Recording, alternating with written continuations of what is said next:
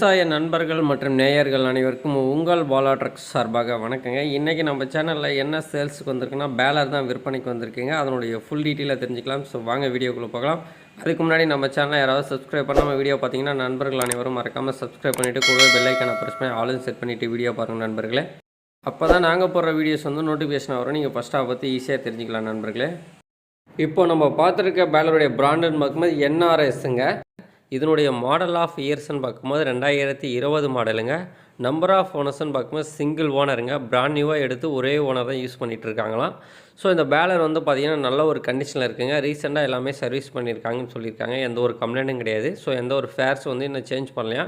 இந்த பேலர் வந்து பார்த்திங்கன்னா நல்ல ஒரு கண்டிஷனில் இருக்குதுன்னு சொல்லியிருக்காங்க. இந்த பேலர் இருக்கக்கூடிய லொக்கேஷன் பார்க்கும்போது சேலம் மாவட்டம் ஆத்தூர் பக்கத்தில் தலைவாசல் இருக்குங்க.